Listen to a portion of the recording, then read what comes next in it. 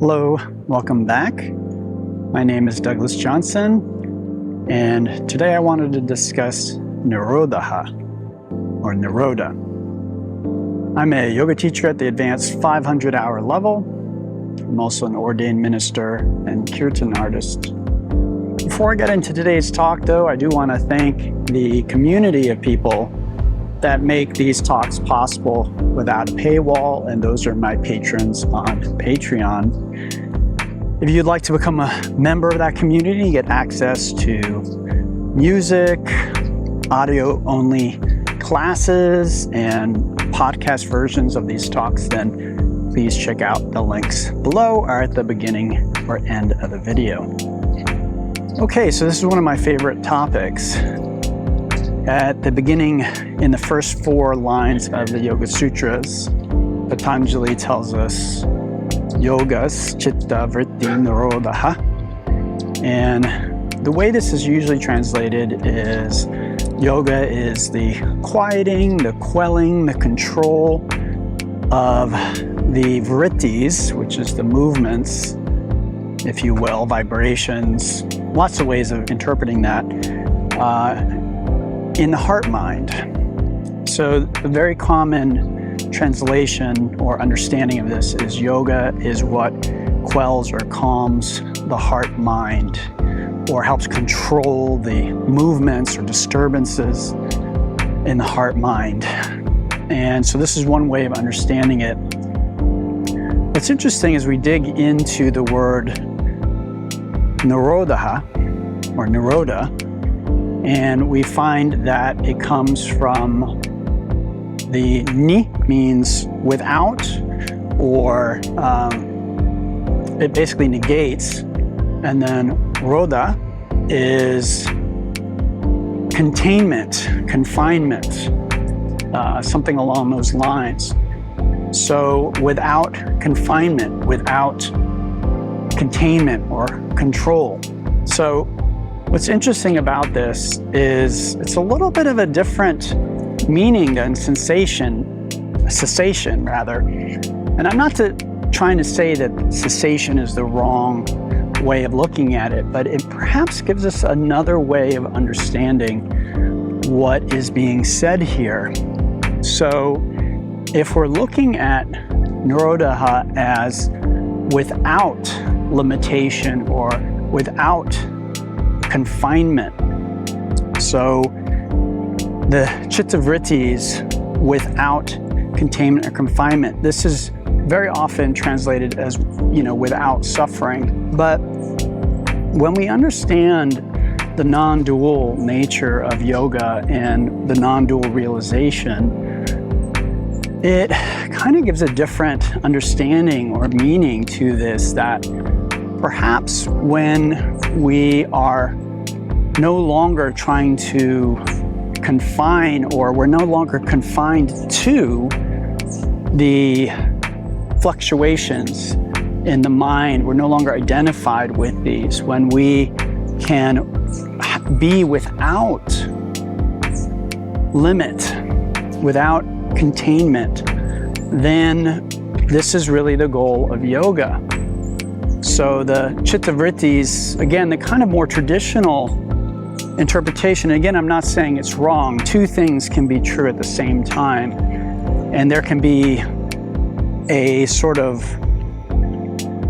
understanding that is true, but then there can be a more subtle understanding, and that's what I'm trying to draw out here, is perhaps there's a more subtle understanding, because some teachers, and again, I'm not trying to say that they are absolutely wrong in this, or that this is an incorrect approach or path. It can be just as effective as another approach, okay? But I am drawing a distinction here between the way that I teach and maybe some others do.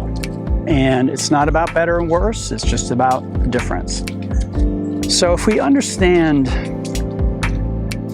that Nirodha is supposed to mean the cessation or the minimizing of the chitta vrittis, then we're constantly trying to quiet our mind. We're constantly kind of fighting this uphill battle because the world around us seems like it's moving in the opposite direction, at least for most people. Maybe you live in a mountain cave somewhere or in an ashram.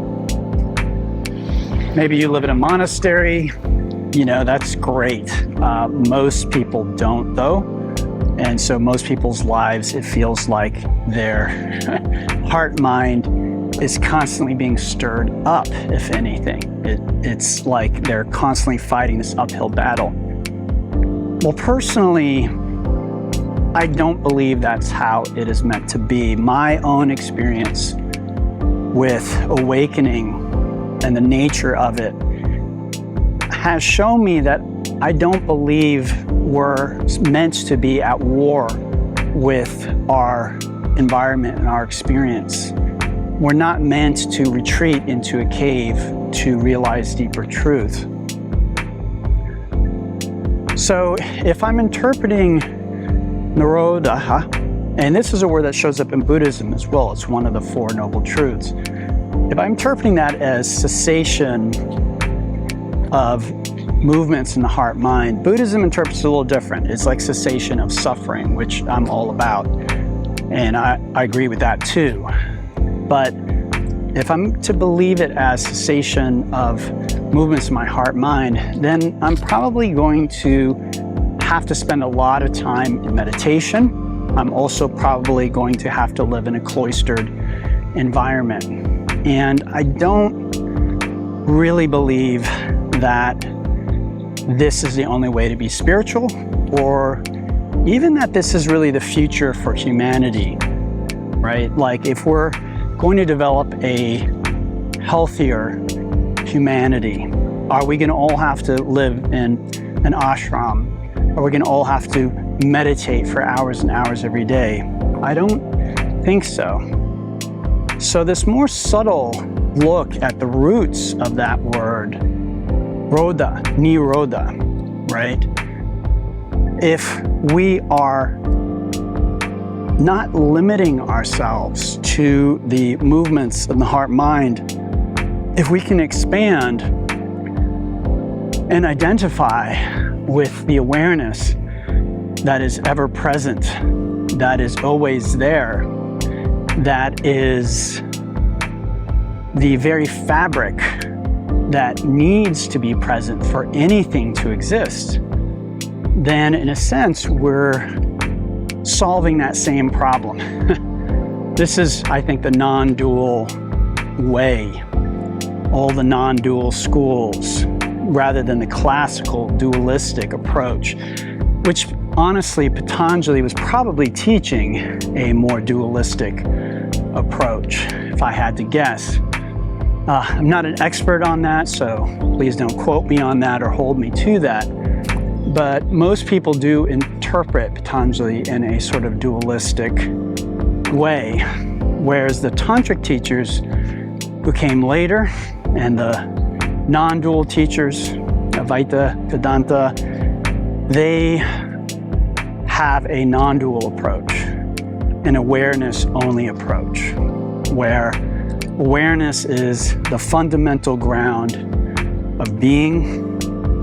That is what must be present for anything else to exist. And when we identify as awareness, with awareness, instead of identifying, again, if we think of Nirodha, like I'm confining myself to my thoughts, my feelings, my sense perceptions, right? But if I can let go of that, right? I'm not confining myself to that, I'm expanding, then the suffering stops. And this to me actually is more congruent with the roots of that word, Nirodha. Now again, I know that roots don't always give us the meaning of the word, and the meanings can shift and change, but I think in this instance, it really is appropriate. If we identify, if we confine ourselves, or we limit ourselves, or we constrain ourselves to our thoughts, our emotions, and our sense perceptions, then we are going to suffer.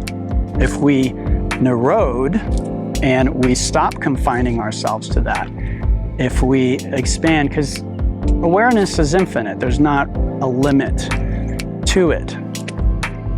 And so if we expand into that, then the suffering stops. So this is, again, really a fundamental point with yoga. And I'll say this, it doesn't really matter which interpretation you choose.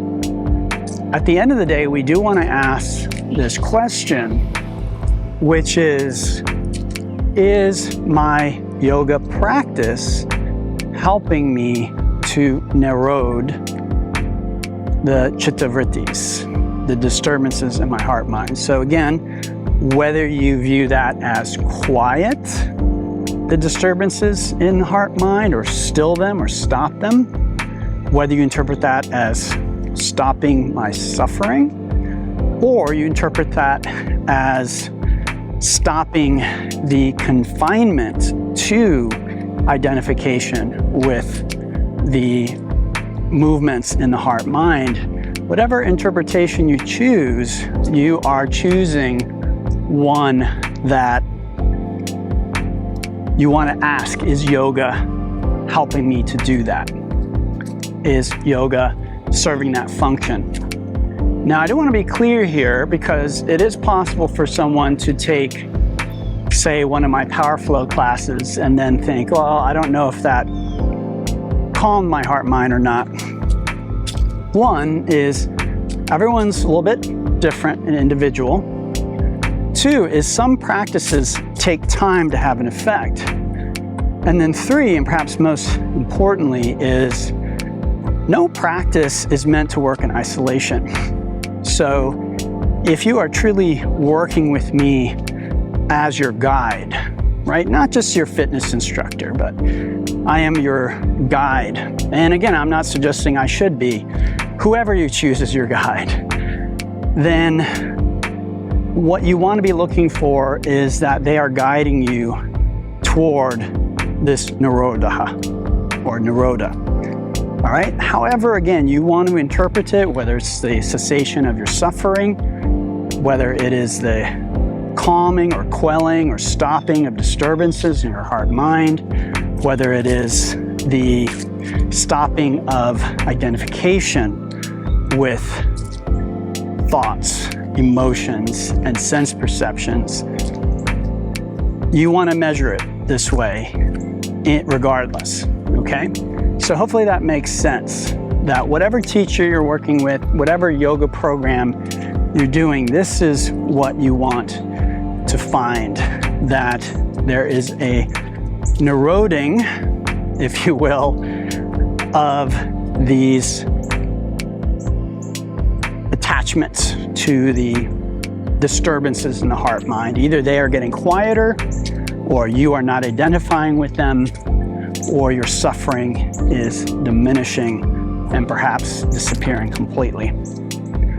All right, everyone, I hope today's talk was helpful. Again, this is one of my favorite subjects to point out, because as a modern yoga teacher, I look around and it does appear that there are a lot of teachers, a lot of yoga studios, and a lot going on that is called yoga, that if we dig, we see their purpose is not really to Nirod. The purpose is more to entertain. The purpose is maybe to get fit or healthy. And these are not bad goals. But if we're going to claim that what we're doing is truly yoga, then I think some type of Nirodha has to be present as part of that. All right, everyone, I'd love to hear from you, so leave me a comment. Please check out the Patreon page, even if you're not interested in joining as a paid member. There's lots of benefits for free members as well.